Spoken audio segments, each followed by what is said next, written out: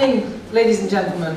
It's Wednesday evening, it's October, it's stopped raining, I think, and this is the third lecture by George Michell on the treasures of the Deccan, so a big welcome to you all. First, some background. My name is Katrina Hazel, and as an independent curator, I produce events like this. And I'd like to start by thanking the Bagri family for its sponsorship of these 4 lectures. And once again, a special thanks to Alka Bagri for her unstinting support. Alka is with us this evening and indeed has come to all the talks. But also thanks, of course, to George and again to Alka for agreeing to my suggestion that George give such a series of talks. George is very well known for his scholarly work and fabulous books on Indian architecture, sculpture, art, design, and much, much more, particularly about the Deccan. And as I've mentioned before, he has set up with colleagues a charity called the Deccan Heritage Foundation to educate people, to spread the word, and to help preserve the many neglected architectural wonders of that part of India. George's lecture tonight will focus on the architecture of the Deccan's Muslim Sultanate kingdoms. Last year, I was privileged to visit with George's Deccan Heritage Foundation colleagues some outstanding yet little-known forts, mosques, and tombs in Gulbarga, Bidar, Bijapur, and Golconda, the subject of tonight's talk. For those of us who know only bits and pieces about India's great past, it comes as a big surprise when we first discover this Islamic Indian world is not Mughal, but belongs to dynasties such as the Bahmanis, the Adil Shahis, and the Qutb Shahis. So, ladies and gentlemen, please welcome George Michell.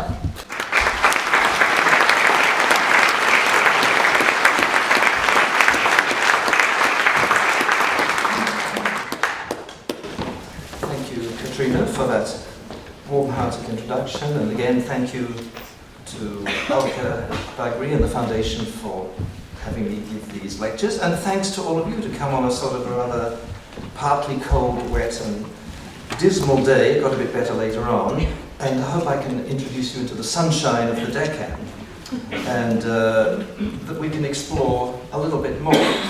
Now, here's the map. You must be, those of you who've come before must be quite familiar with this piece of geography here. And we're down in this area, and last week we were in the 14th, 15th and 16th centuries at a place called Hampi, Vijayanagara. And this week we're going to be just 150, 200 kilometers, no more, north, just in this zone. And they were contemporaries of Hampi Vijayanagara, and the sultans went on. So it's what was happening at the same time as Hampi Vijayanagara, and what happened after 1565 when the sultans, of course, wrecked the city of Vijayanagara, but while the Vijayanagara kings had to retreat, the sultans went on until the Moguls came and clobbered them. So there's all these waves of groups of people. We will also have stories about distance and the problem of control. So just a little bit of sort of geopolitical thing. Delhi's up here at the end of the 13th century and the beginning of the 14th century. There was the idea to bring all of the peninsula of India under the control of Delhi, and they managed pretty well. They got all the way down to Madurai, which was right down here, and then of course distance got in the way, they lost control. And in one part of the south of India, the Hampi Vijayanagara people got going, and in the other part, the Deccan sultans. So this is a story to do with the location of the Deccan, and how it can never be totally controlled from Delhi or anywhere else. And just keep in mind, this coast, very good connections. It's not very far here to the Iranian coast, to that part of the Gulf that came under the Ottomans. So there's always a connection between the Deccan and the greater Islamic world. Now, this is Dalotabad. This is one of the great fortress cities. It is the sort of gateway to the Deccan, if you like. Everybody who wanted control of the Deccan had to come down here, take this fort, and from here proceed further south. It was true of the Delhi Sultans, it was true of their breakaway Bahmanis, it was true of the Moguls. Everybody had to come there. It's one of the most spectacular sites in India, and very curiously, it is a pre-Islamic site, and you can just see here this colossal chunk of sort of basalt, which has been scarped. You see this vertical face here? This was done in the 11th and 12th centuries by the Yadavas. They were a local Hindu dynasty who used this place as their headquarters, calling it the city of the gods, or the hill of the gods, Devagiri. Then the Delhi sultans came down, they took it, and they started to build some of these ramparts. These are the sorts of things that were built around the citadel. It's one of the most fantastic sites in India, and regrettably we don't have a decent map of it, and there's been no academic study of it. It's only in India can such a place exist without a proper study. So any PhD students here who can go out and measure, we would like to know about them. This is the mosque. It has the largest courtyard of any mosque in the Deccan. It was obviously a place where troops had to be, assembled. 1318, quite an early date. Built, like a lot of these conquest mosques, of bits of temples, so there's a tremendous amount of temple spolia, all these columns and things. And look at this minaret. This had a function rather like the Qutb Minar in Delhi. This was a victory tower to proclaim the triumph of Islam and the Delhi sultans in the Deccan. Not that that lasted too long, but nevertheless they tried very hard for a while. And this is one of the audience halls that was built by a governor under the Delhi sultans, and this is a place called Warangal. Warangal is 2 or 3 hours drive from Hyderabad. It's in Andhra, and this is a north-facing, very formal place where a sultan or his representative could give audience. And now it's turned into a little museum, but you can see with these pointed arches, typical of, I would say, early Delhi Sultanate architecture. It's probably dated in the 1320s or 1330s. We don't have the precise date for it. So this is what was going on, the first attempt to control it, and then by 1330, the Delhi sultans lost control of the Deccan, and their local governor, who was based at Daulatabad, called Mr. Bahman, he declared his autonomy, and he, had himself crowned, minted coins, all the things people do, and founded something called the Bahmani kingdom. And this is the rough shape of the Bahmani kingdom. And see, this is where Vijayanagara is. See how close it was to this territory that was contested. So very quickly, in the 1340s, after he was crowned, he moved to Gulbarga, and the first part of Bahmani architecture and art is here, and then they moved to Bidar. And this is in what is now the northern part of Karnataka. Those of you who've travelled will know these things. So the first part of our story is what the Bahmanis got up to, and this is Gulbarga. I mean, this is not peanuts. This is a big fort. This is quite something. It's a huge, partly circular fort. All this greenery here is this sort of weed that grows in the moat. You find that in India, the sort of hyacinth. So this is a sort of moat that still has water, and these are parts of the ramparts, partly dating from the 14th century and then partly later. And inside this fort is this wonderful building that is always known as the Great Mosque, capital G, capital M, a sort of Jami mosque. Well, there's been quite a lot of rethinking about this monument. First of all, it's inside a fort, a royal zone, and would not have been accessible to a general population, so it never would have functioned as a general mosque for the population of the city. And then my colleague Helen Filon, who's worked on this monument, says, but look at the back here.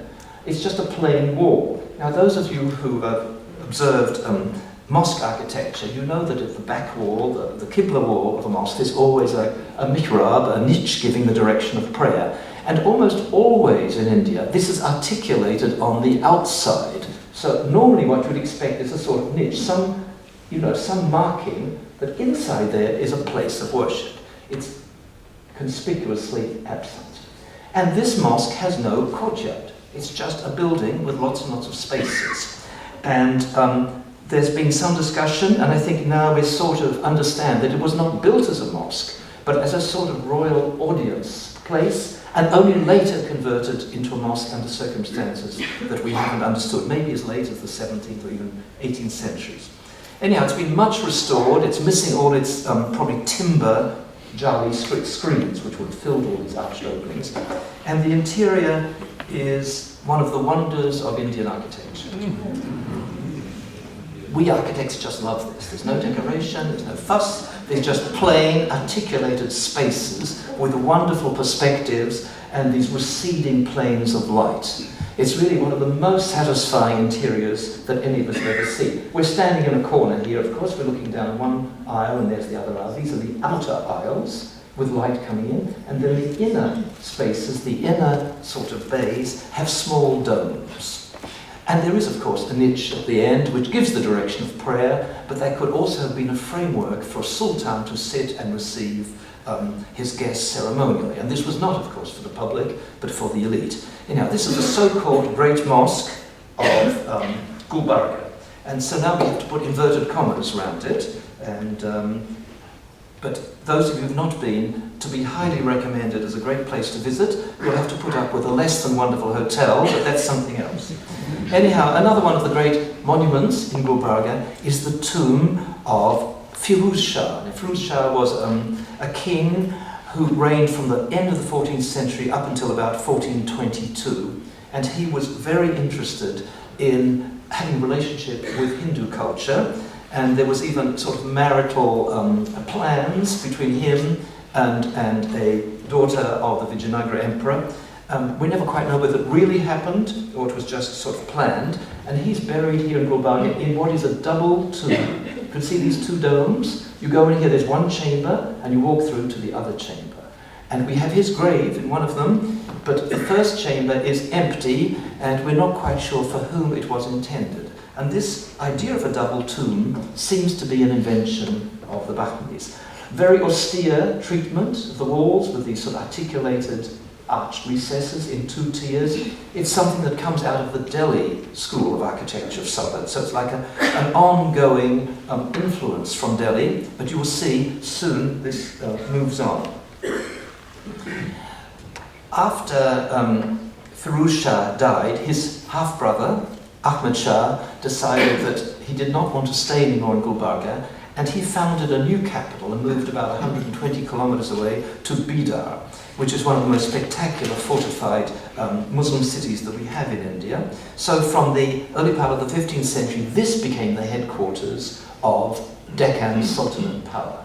It was at a very high altitude, it was very healthy. It was also near important mines for minerals, and we suspect also more accessible to diamond mines that everybody was very interested in. The town, you can see, is a fortified, sort of irregular shape, but it has this east-west street and a north-south street, and there's a sort of circular tower there at the crossing, called Chowbara, and we suspect this idea of having a town with two streets crossing at right angles to each other with a marker in the middle is something which might come from Central Asia. It's a very sort of it's a very formal type of town, whereas this circular fort is something which we know much more in the Deccan, and of course it responds to the topography, the rugged landscape of Bidar.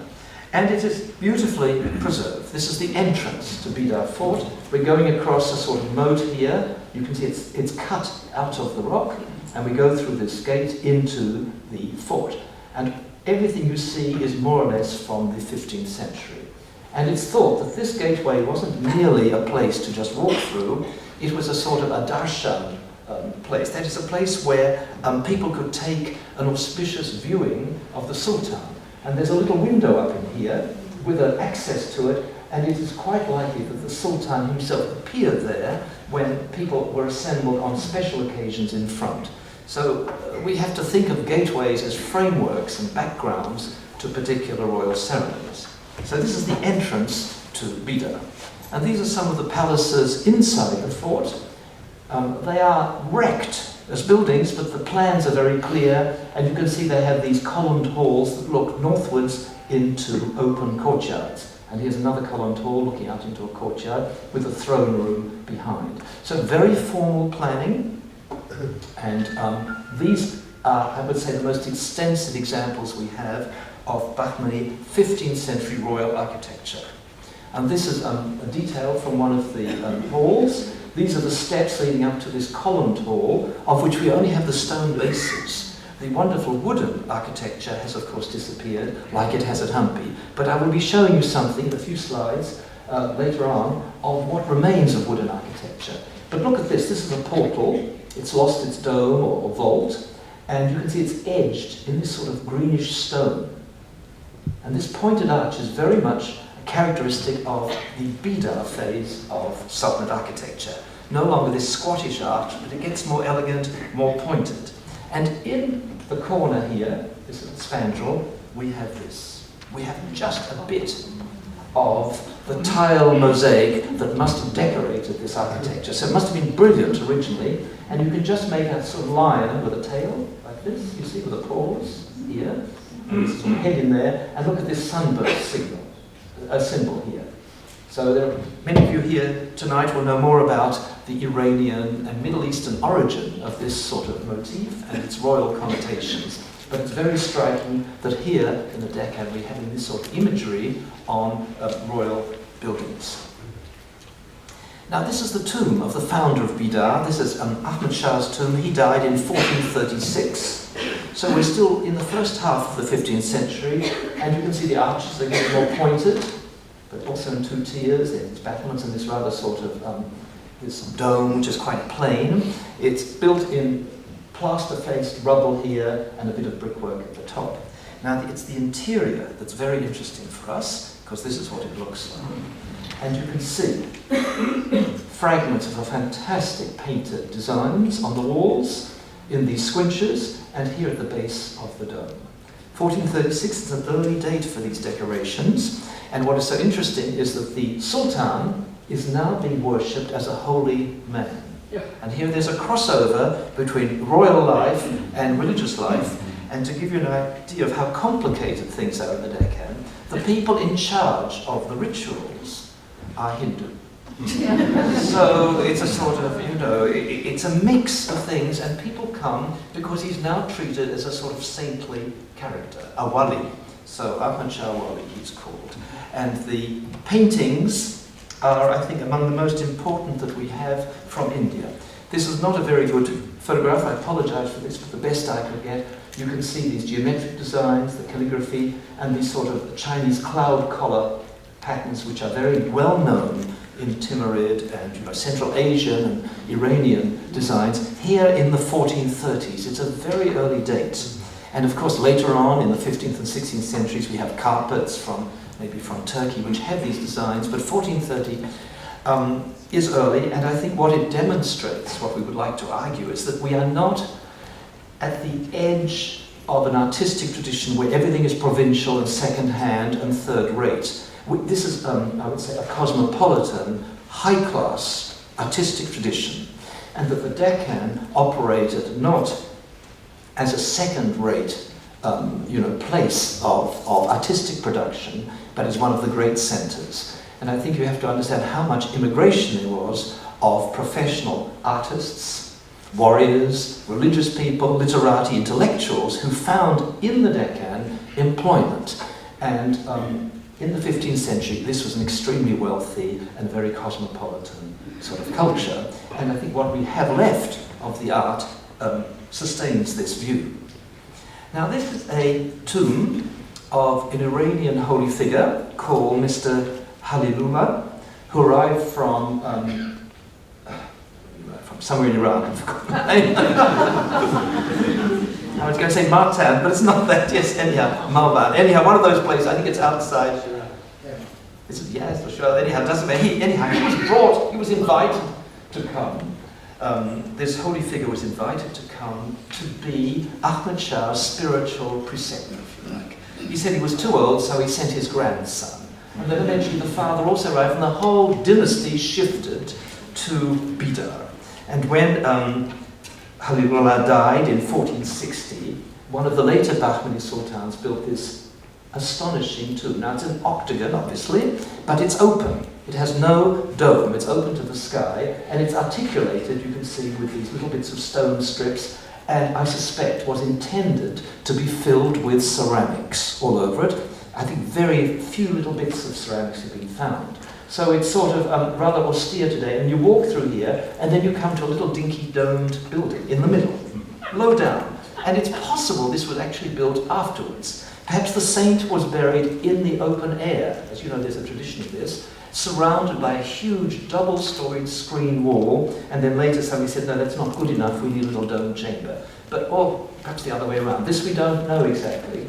But what's of great artistic interest is the stone inscription here, which I have a picture to show you, which is of the highest quality. So this is one of the greatest things we have in Indian Islamic calligraphy, carved in different layers, different relief. So you have, of course, the letters, the Arabic letters, but you have all this scroll work you see behind. And I think it rivals the greatest things we have from the Mogul era. So 1460. And there are people here who can read it. I think it's Quranic, but I won't attempt to guess. Now, another remarkable building we have here is this madrasa. Now, this madrasa was built by somebody called Mahmud Gawan, and I checked. He came from a province in Iran called Gilan, which is on the Caspian Sea.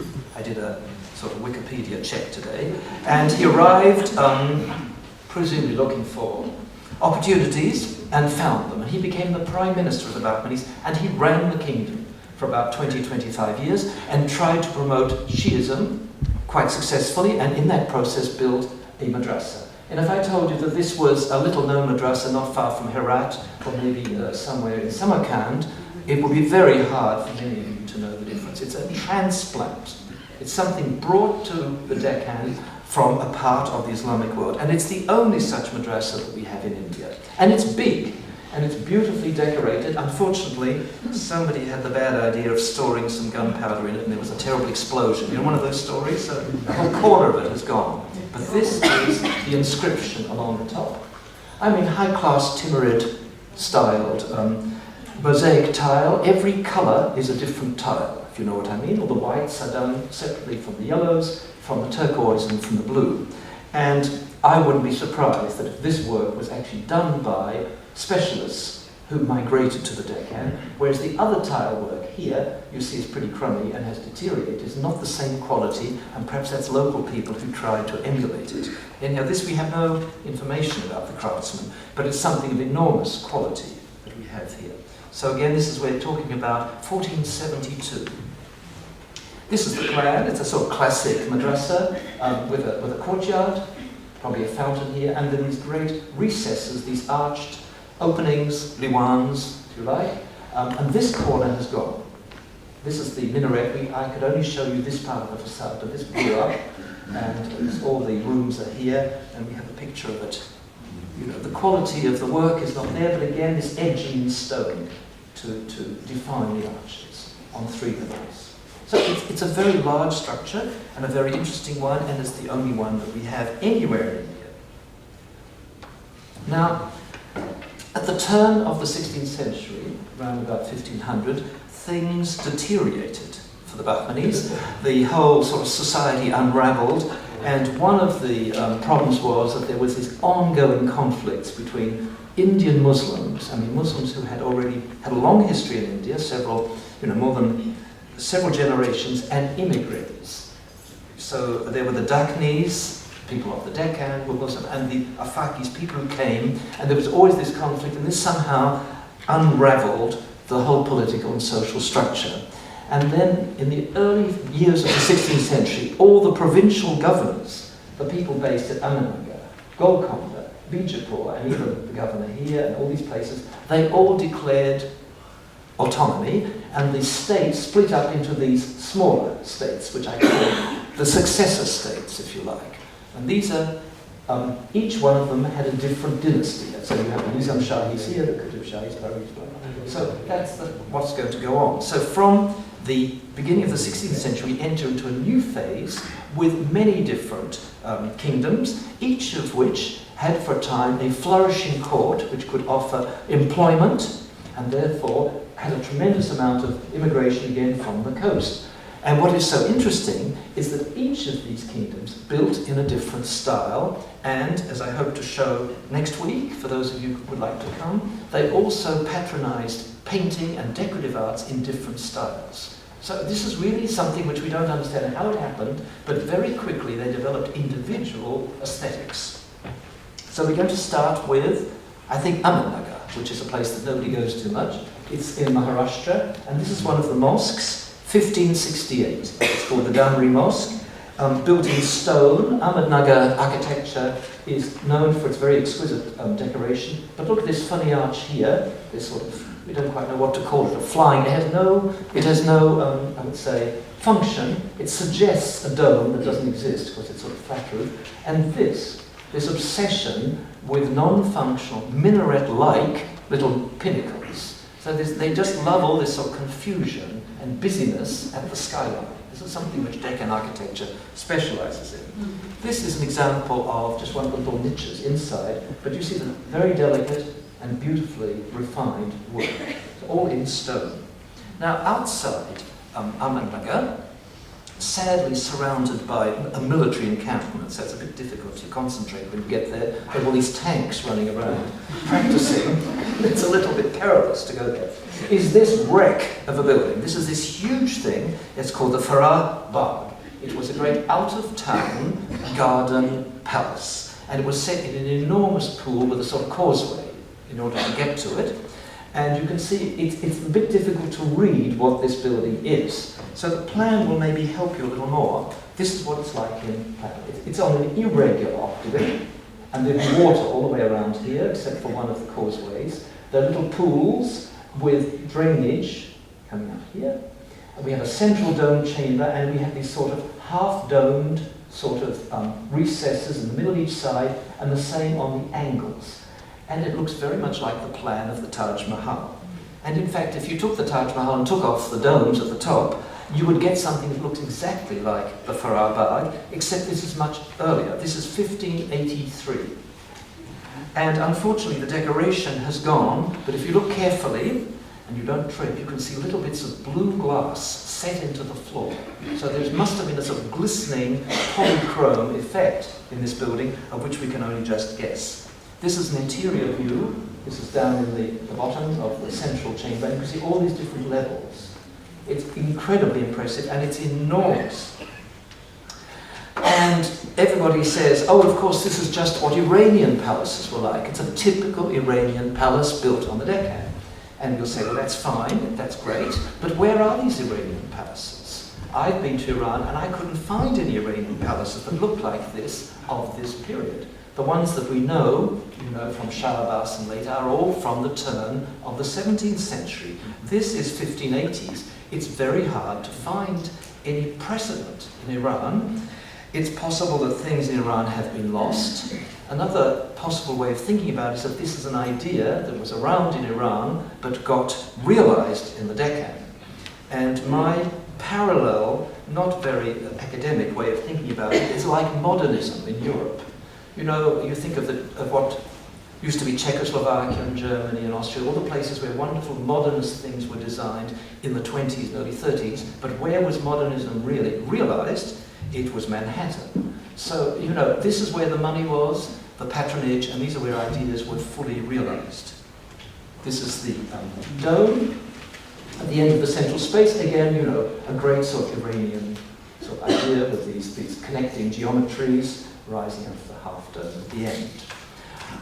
My colleague and friend Ebba Koch, who works on Mogul architecture, always used to say this is the missing chapter in Middle Eastern and even Central Asian palace architecture, some of these buildings. So it's very fascinating.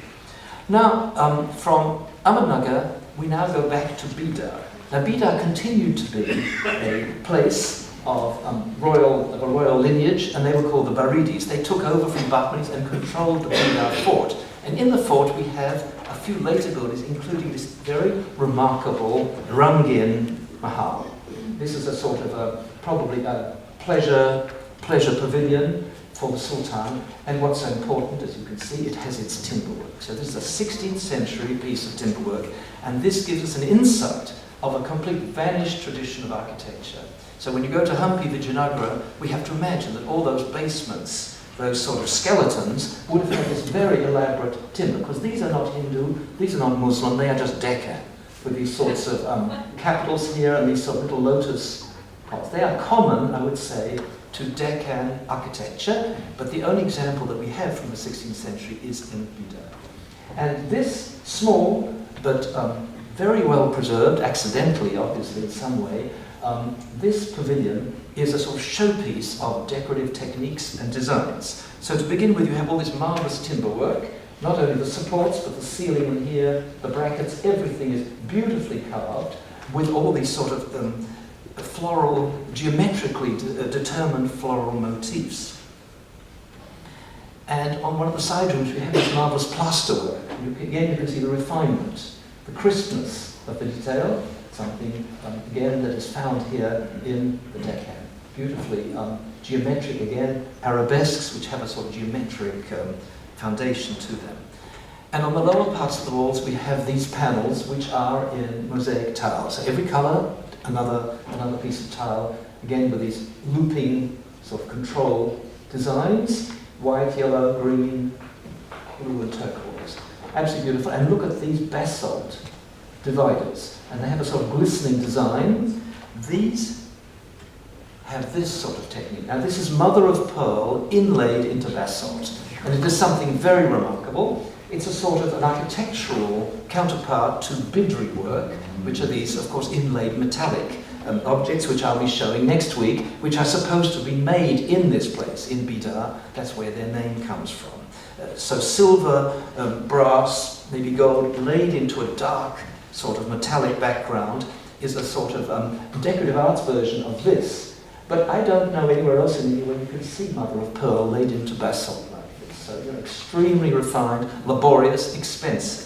So again, I would like to argue this is not provincial, end of the Islamic world sort of stuff. We are here in one of the great moments of Islamic architecture and design. So we've had a little sort of go here in Maharashtra, and we've done Bidar. Now we're going to go to the Adil Shahis Bijapur, which was a much longer living sultanate and had control of this western coast. And they ran into sort of trouble with Goa because the Portuguese were very active, but there was lots of interaction between the Portuguese and Bijapur.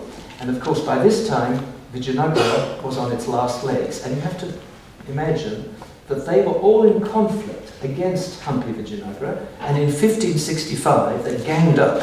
There was a sort of consortium. All of these kingdoms sent all their troops together and they defeated Vijayanagara. So after the middle of the 16th century, this is eliminated, and these kingdoms, I would say, gain in wealth, prosperity. Now this is a map of Bijapur, probably 18th century, but it gives you an idea. It's a traditional map. It shows the outer walls, a sort of circle, and the inner citadel. And this is really what the town is like, with an east-west sort of thoroughfare.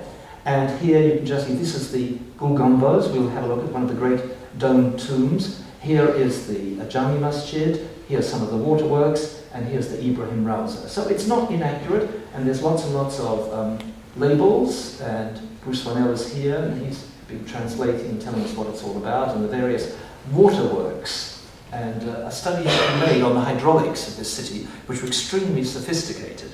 They had to be extremely sophisticated because this is really not a nice part of the world to live in. It's very bare, very dark, very austere, and you'll be surprised if you come next week how fanciful the paintings that were produced at this court are, how fantastically imaginative they are, because there was no lush landscape. It's just in the middle of a sort of blackish, soiled area. So this is a place which had money from minerals and from other territories, and they developed a sort of fantastical world in which they operated. This is the Jami Masjid in Bijapur. It was begun in 1576, soon after the destruction of Vijayanagara and presumably the looting of the city and the huge influx of wealth that was accumulated by the Adil Shahis, and therefore they were able to embark upon some very monumental projects. This is a great facade. Notice how the central arch is articulated with these little lobes, and here in this clerestory supports the great dome. The interior is very impressive. Now, if you think somebody stands about this high, this is the great domed space in front of the mihrab, and look at these great sweeping, intersecting arches. Now, this is not something which is invented in the Deccan, but it reaches structural perfection in the Deccan. And this building and the Golcondas, which I'll show you soon, these have never been repaired. They've had no cracks. They are beautifully built and very efficient in terms of mass of masonry, because of the distribution of the weight of the dome, is somehow taken down by these arches, and because they intersect, they hold together in a very, very special way. It's something which the Bijapur architect specialized in. Anyhow, about 60 years after this mosque was begun, they never quite finished it. This was added. This is the mihrab. This is the direction of prayer. Normally in a mosque, a mihrab is a sort of niche. This is not just a niche. It's a complete wall. It's a whole composition, and it's in relief stonework, and it's gilded, and it's very, very interesting, and it's arguably one of the largest and most elaborate mihrab compositions anywhere to be seen in the Islamic world. It was an enormous thing, and it was inserted into the mosque under the commission of one of the sultans. And this is a detail from it. This is now, what you're looking at is in relief stonework. So the gilded gold parts are higher, the dark painted blue part are lower. And this marvelously free, leafy sort of designs in between these calligraphic medallions. It's one of the most sumptuous things we have. And if any of you have seen the book that I did for Cambridge University Press on the Deccan, we had this on the jacket. What else? Anyhow, the other day I received a catalogue from somebody here in London who was selling gorgeous works of art, and what do I find? This. This also has gorgeous gilded relief sort of flowers on a dark blue background. And this is supposed to be from Bijapur from the 17th century. So it just shows you there is a connection between the decorative arts and between architecture. Hardly surprising, of course, but it's wonderful to see this linkage. So it is really a feast for the eyes.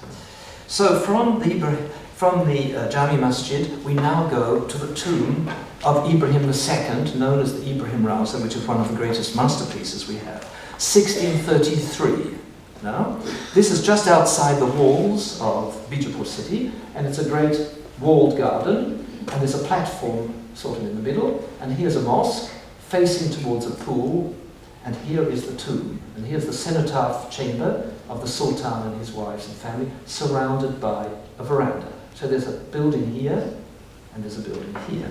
And this is what it looks like.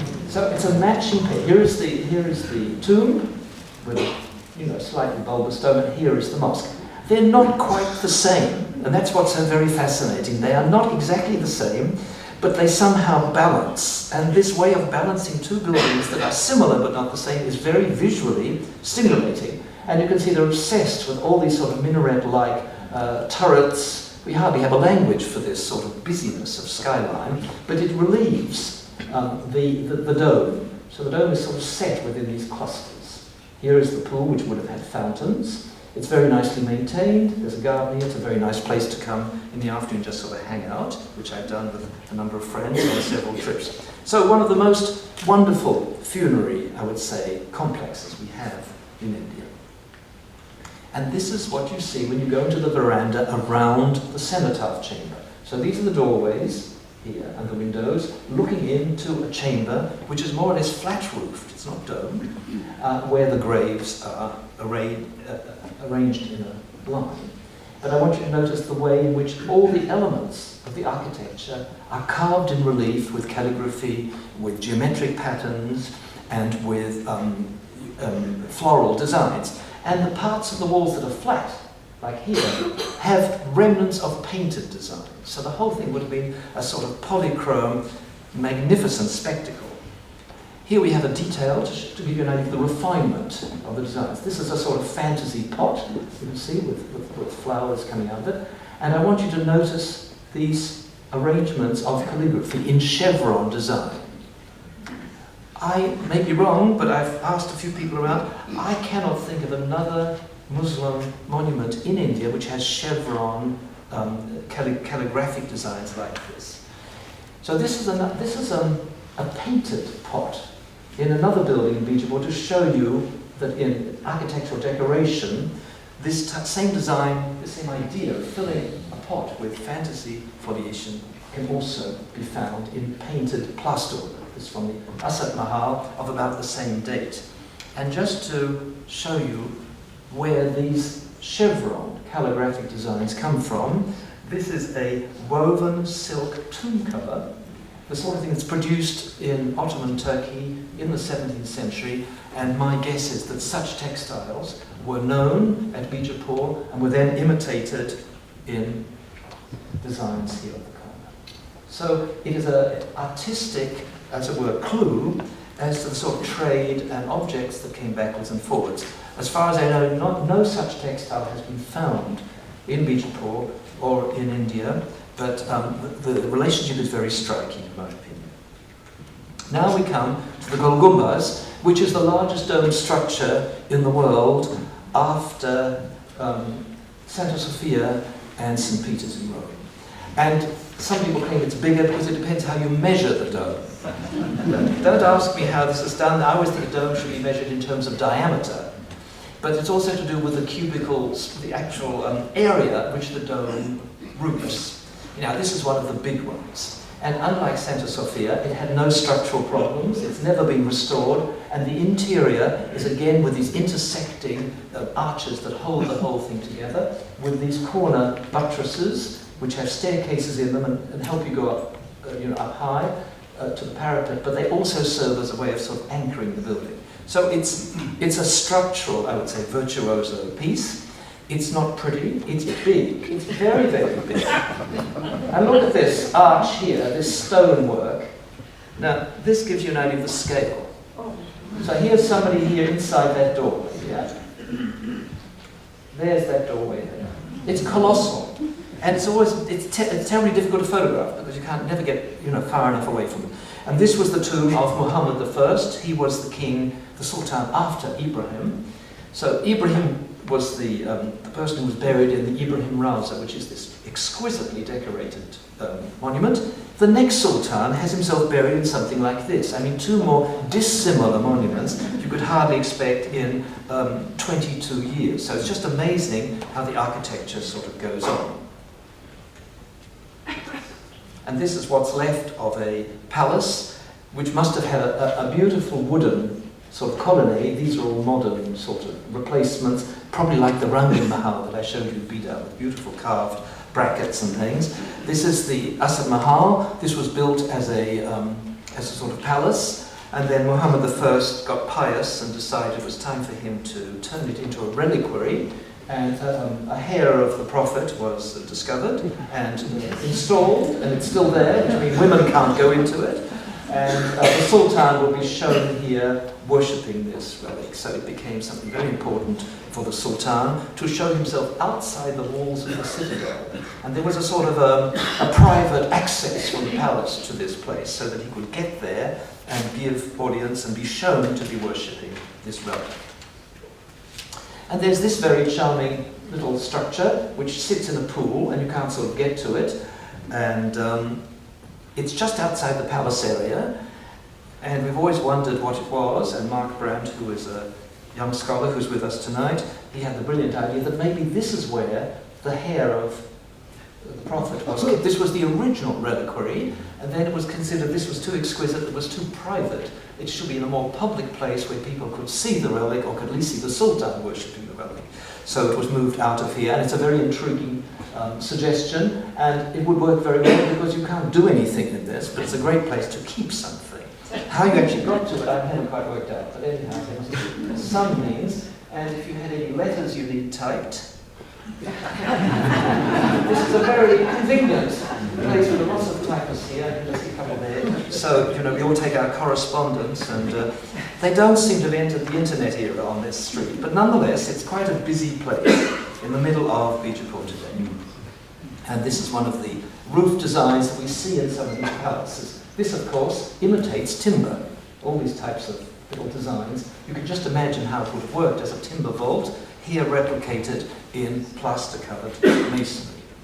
Now, outside Bijapur, we have a number of resorts. The Bijapur Sultans were not dedicated entirely to being pious. They liked to have, weekends away, probably not with their family members. Anyhow, this is a place called Kumatki, which is very charming, and as you can see, not all of it is being restored. And we have these pavilions which were connected with water channels to a big dam. And there was all this water architecture, so you could go into them and you could have showers and sprays of water you have to remember that water is a very short supply in these dry climates, so it's a conspicuously luxurious thing to do. And one of the pavilions here at Kumatki looks like this today. I don't know what this person is doing. It's a mistake. Apologies for this. Not much of its original pretty surface is left, but there are intriguing things like this. So this is what's left of a mural composition, Kumatki. We can see a seated royal figure, courtly figure here, and this person's being fanned with tassels. You see, they're sort of waving tassels around it, and he seems to be visiting a religious figure, maybe some sort of Sufi or some sort of thing. And if you come next week, I will show you a couple of miniature paintings from Bijapur that have this theme of the royal visit or the courtly person visiting the holy person outside the palace. So this is a scene, and it just is a sort of tantalizing clue of the murals that must have been at Bijapur. And some of the subjects here at Kumatki look very European, they look even sort of Christian. And there's been a little bit of sort of thinking, were Christian artists employed, were people from Goa, actually at Bijapur painting, or were very quick learning local artists imitating Christian subjects. So unfortunately those Christian topics which are seen or were seen in the Bijapur murals are almost impossible now to photograph. Now we move to our last site, which is Golconda. Now all of you have heard of Golconda. It's one of the most famous names, for obvious reasons, for diamonds, and we'll talk about that next week. But the kingdom of Golconda was contemporary with that at Bijapur, and it attracted, of course, a huge amount of international interest because that was the best place to get diamonds in the 17th century. And Golconda focused on a great rocky granite citadel, and this is part of the walls that surround the granite central piece in sort of rings, concentric rings, and you work your way all the way to the top. Had a very elaborate hydraulic system. Water could be somehow conveyed to the top and then flowed down in under pressure. And it's a very imposing pearl. It's also another one of those places we still don't have a proper plan and a proper archaeological study. And we're not talking about in the middle of the jungle here, we're talking about the suburbs of Hyderabad these days, sadly. This is one of the gateways into the city of Golconda. You know, there was a city around the foot of the hill, you know, very austere, grand sort of gates. We're talking about, say, 16th century gates. And on the side, we have these auspicious motifs like this. So this is one of the sort of un-Islamic or indigenous or Deccan motifs which gateways had to be provided with in order to secure them ritually. And here we have these sort of lion-like characters suppressing elephants. And this we find in many fortified sites in the Deccan, this theme. So obviously something to do with an indigenous idea of protecting the fort. And even in later times we have all these animal motifs. This is the Balahisar, a detail from the main gate leading into the palace area at Golconda. And you can see again these sort of very prancing lions with fanciful tails, yalis we call them in South India, and these peacocks. This is all in cut plasterwork, sharply cut relief plasterwork. So decoration is focused at the entrances. And you may remember, for those of you who were at my first talk, we have this, of course, in Hindu architecture going right back to the 5th and 6th centuries. Entryways need extra motifs to keep them safe.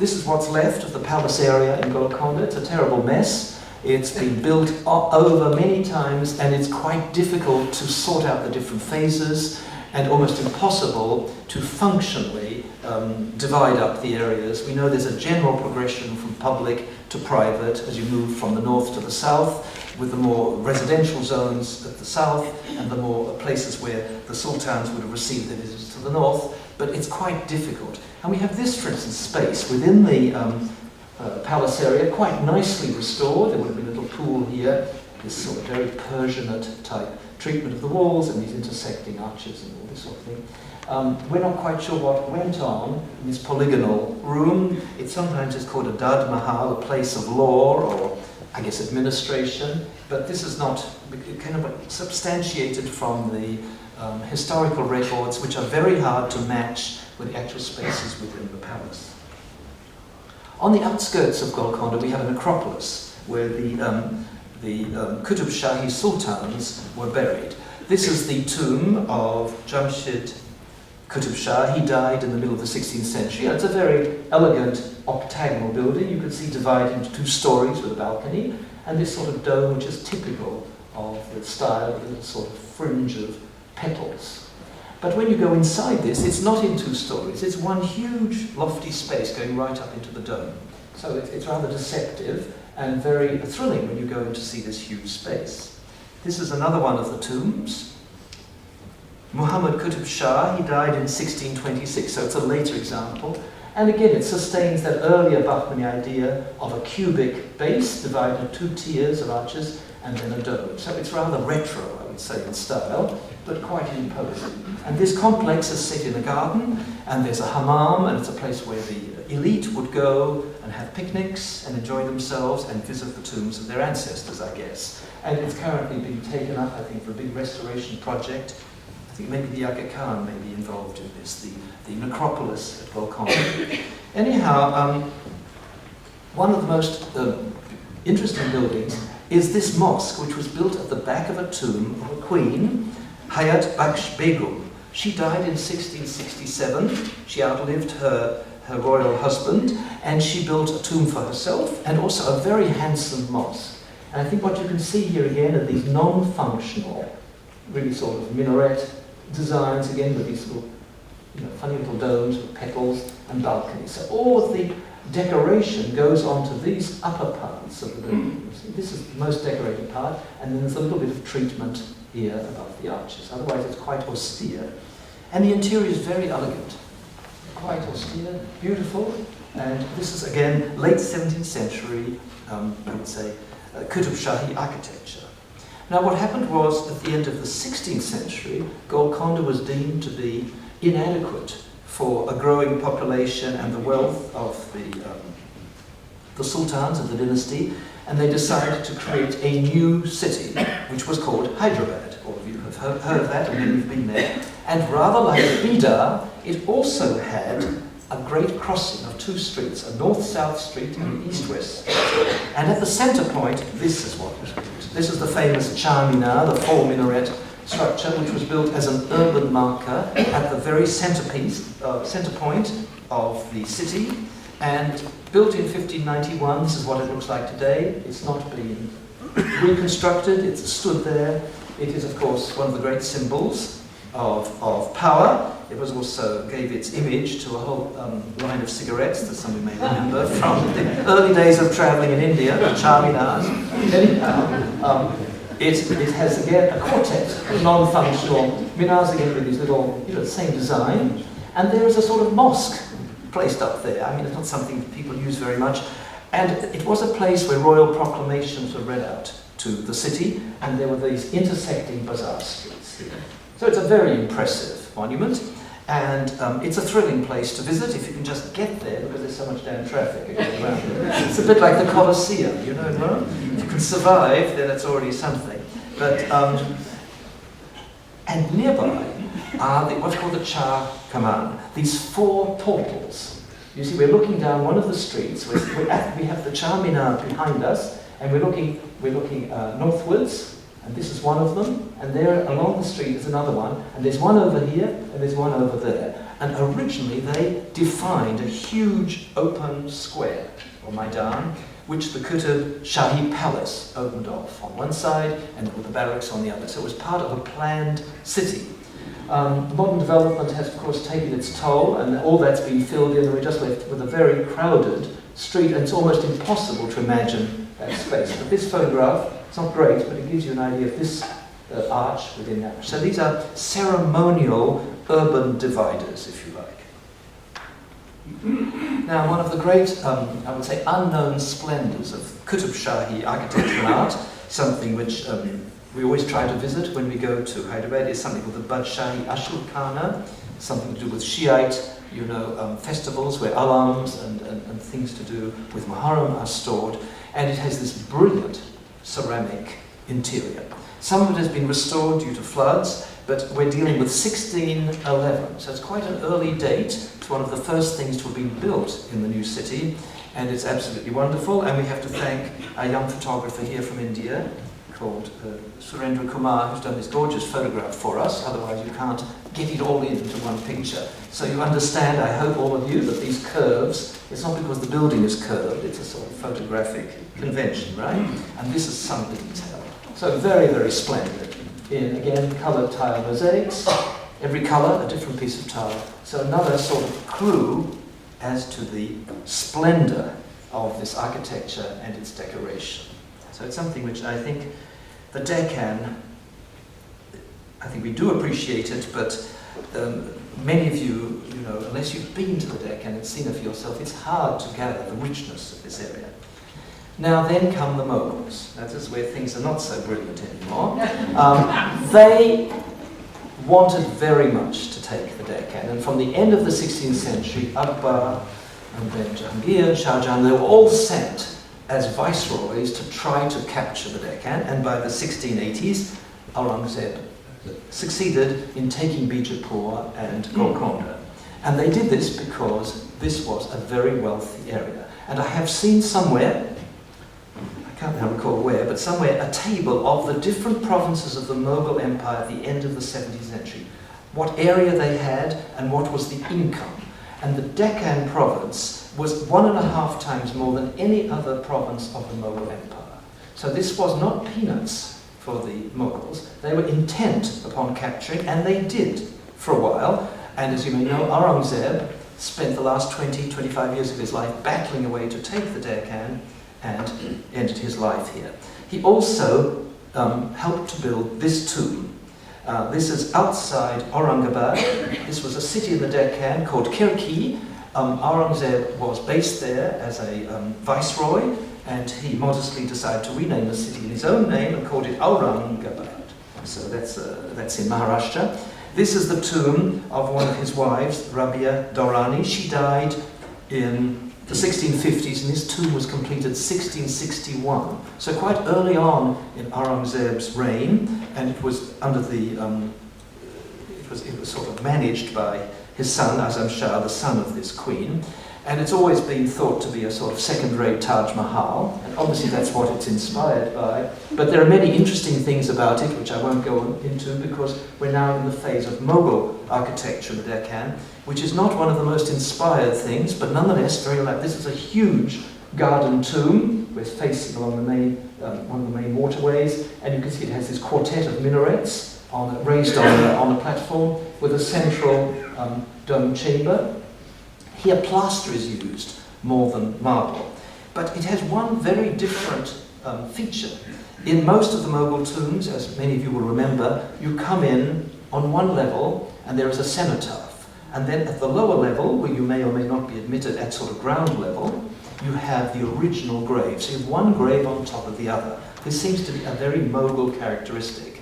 And the origins of it probably are from the Timurid Central Asian world, if I remember. But in this tomb, you come in on this level, you go up the steps, you go into the chamber, and what do you find but a huge hole in the middle, a big octagonal hole, and you look right down to the grave at ground level. It's very impressive, with a sort of balcony around it. So it's a sort of architectural innovation. And to finish off, this is what happened to Aurangzeb. He didn't get buried in a grand tomb, many of you know that. He didn't want to, became pious, and this is, in fact, this is it. And all this around it, which is very pretty, this was all added by, I think, Nizam of Hyderabad much later. And here, this dome structure is the tomb of one of the saintly figures that Aurangzeb was very interested to be connected with. So he became sort of pious, austere, but he never completely won the Deccan because he was challenged increasingly successfully by the Marathas, these Hindu warriors from the Western Ghats. Shivaji was, of course, the founder of that movement. And in the end, the Mughals failed. And again, something happened that had happened all those years ago. The governor, the Mughal governor, based in Daulatabad again, he declared himself independent, and he was Mr. Asaf Jah, and he started a dynasty that then relocated to Hyderabad and became, what you all know, the Nizams of Hyderabad. So that's another one of the stories. So, if you feel a little bit dizzy with all these overlays of sultans and lineages, it is dizzying, so there's nothing I can do for it. It's a bit of a complicated story, but what I hope that I've succeeded in doing is wowing you, seducing you as to some of the splendours architecturally of the Deccan. And if those of you have time and patience to come next week, we will show you the decorative arts that were produced at many of these courts. Thank you.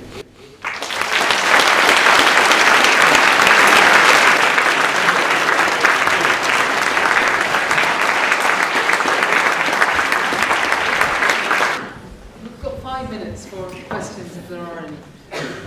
And we've got 2 microphones, roving microphones if there are any to be used. I think, if my memory doesn't completely collapse, but I vaguely remember the answer to one of your questions. You know about the chap who came to Bidar and... Are you sure it was Mahan? That's it. Mahan, yes. And they were the Nimatolaki Sultanate, yes. I kept on thinking of Mahan, Got it, which yes, is I in know. Kashmir. With this brother. Mahan. Yeah. Is it outside Yaz? Outside Kirman? Kirman. And I think the tile work, didn't it go to Yugoslavia and possibly, I hope it survived it, or some of the tiles I think went to Sarajevo or somewhere. I think it's down there. And if you go to Mahan in Iran, you will find the tomb of this saintly lineage saying this was paid for by the sultans of Bidar. They sent money back to restore it, yeah. There was somebody in front of Robert. Yeah. Thank you, Robert. Most about the money actually. Where did Balkan money come from?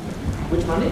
Balkan money, Where did the bulk? Oh, right. The bulk of the money. Yeah. So it's a question of the wealth of the Deccan. Well, it was territory, huge slabs of territory, 2 or 3 great rivers to help irrigate them, minerals, big mineral deposits, diamonds, textiles on the Bay of Bengal coast. So this was a highly productive area in spite of the arid landscape. I was interested in the new interpretation of the Great Mosque at Gulbarga. I always felt that the reason it didn't have a courtyard, because it's such a huge interior, it didn't need a courtyard. It's the largest Islamic interior I know of in India. But also I was wondering, is the building itself aligned towards Mecca? Because if that is the case, that might indicate that it has some sort of mosque-type block from the start. Well, generally in India, not always, generally, mosques are on an east-west axis. Even this may not be perfect because Mecca is on the tropic.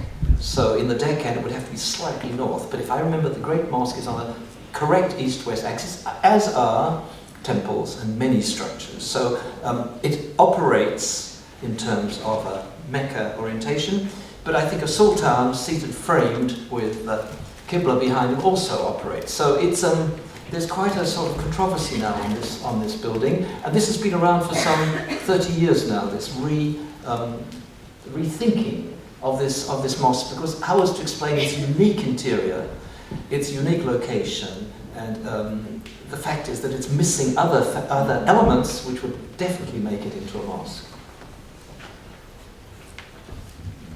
Rob. There's no one else. No, we have a Deccan pioneer. Yes. I'm being reminded of Cordoba. There it is. I think it was Ferguson, who was a pioneer writer on Indian architecture in the 1860s, and his work was republished.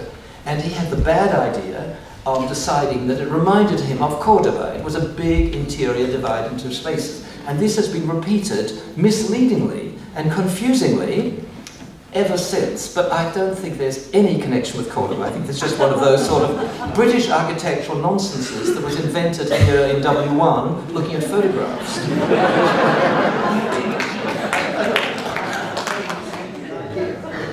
Do you agree, Robert? Well, it should be Cordoba. Yes. It's not the same thing, it's just a big interior divided into spaces. Well, I mean, one's in southern Spain and one's in the Deccan. There's no question that it's modelled on Cordoba as... But I think Ferguson, what was he looking at? Wonderful photographs. He was, head of the RIBA, the British Architectural Institute. And he wrote very well and very informed, but this was, I think, just off the table, this one. It's not... There's a question up there. Oh, behind the pillar. Can I ask you, was Daulatabad built by Aurangzeb's son or by Aurangzeb? The tomb, the Bibi Ka Maqbara. Now, Azam Shah is credited with supervising the construction of the Bibi Ka Maqbara, but it was begun before Aurangzeb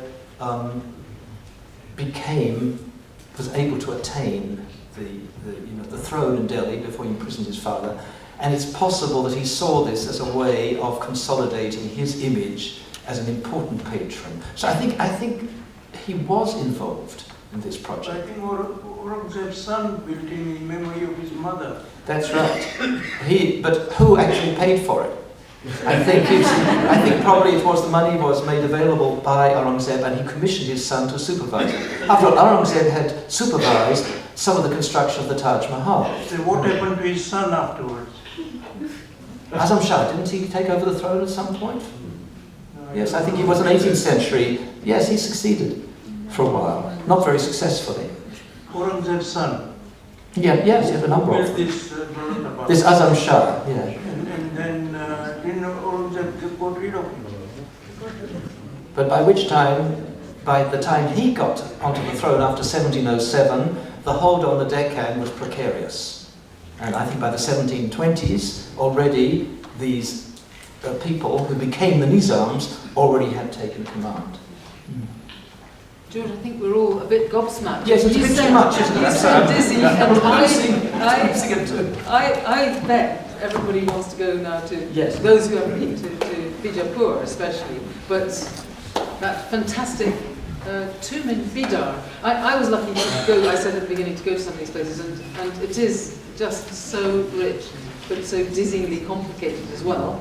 And you managed from last week, when you were looking at Hampi, which was one site, to now take us in the most magnificent Well, way. I hope you'll through agree many- that, can you imagine another part of the world where you would have two such different stories as Hampi Vijayanagara and then Gulbarga, Bidar, Bijapur and Golconda, all within about 150 kilometers of each other? It's really quite astounding. Anyhow, thank you again, everybody. Thank you so much.